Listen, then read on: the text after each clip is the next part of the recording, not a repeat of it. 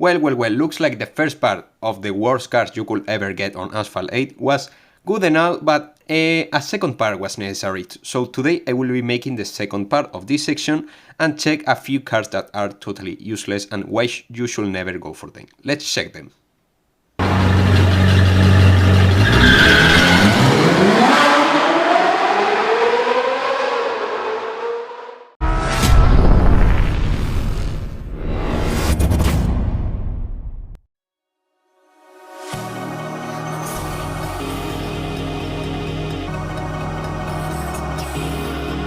Okay, so the first cars on this list are the muscle cars. None of them are useful, mostly because of their poor acceleration and trash speed recovery, which makes them totally useless both for multiplayer, events and gauntlet. Well, let me explain. These cars actually have a really nice nitro duration, has a really good drift radius, quite sharp I have to say, as you will see on a corner right now in a few seconds.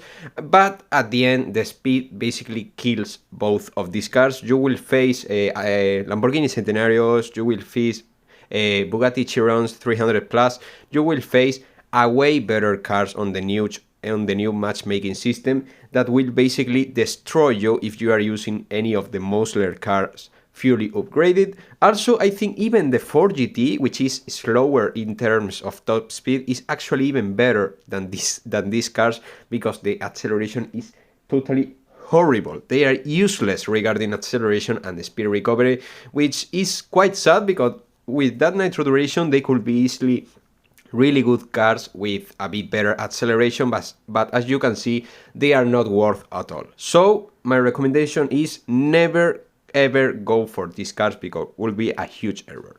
The next car on this list is the Sparrow Alcador. I know that Sparrow is actually a Spanish brand, but that doesn't eliminate the fact that these cars are useless. The Sparrow Alcador and the Sparrow GT1, I think both are totally useless.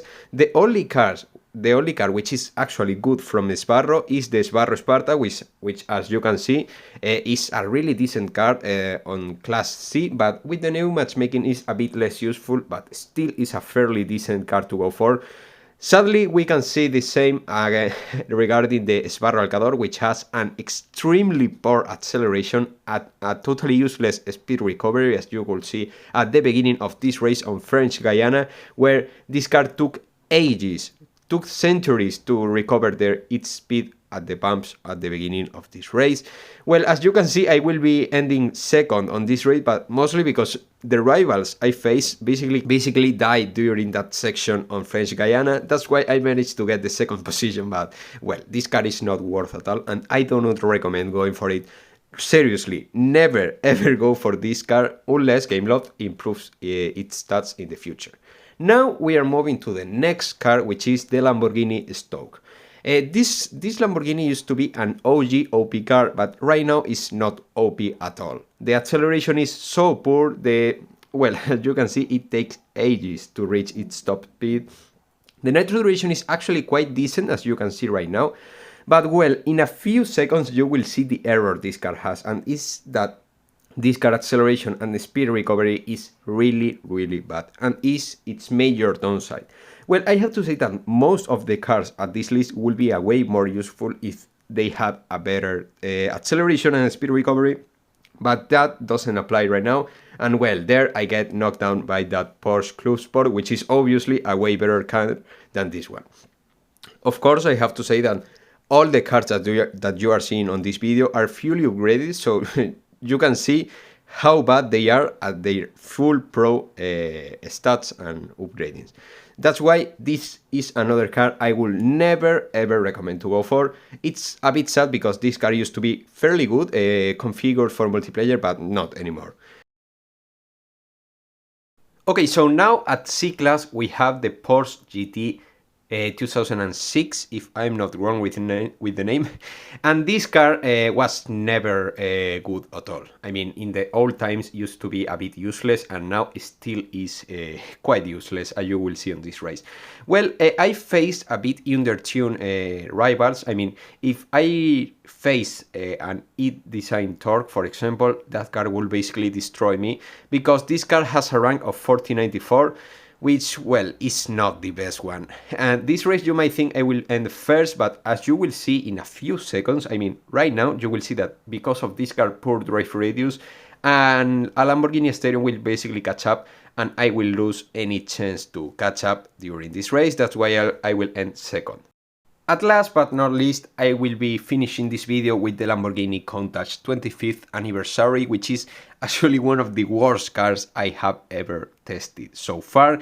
The acceleration is extremely poor, as you can see at the beginning of this race. The aerial atom catch me up basically at the first second of the race, and I won't basically end first at all on this race. I can assure you already that I won't be ending first on this race. This car nitro duration is an absolute pain. I mean, you will see during this race that I will have to avoid being knocked down by other cars with better acceleration, mostly because, as many of you may know, on Tokyo, nitro duration is really important, and even more at these ranks. That's why you will see that many cars will start to catch up me.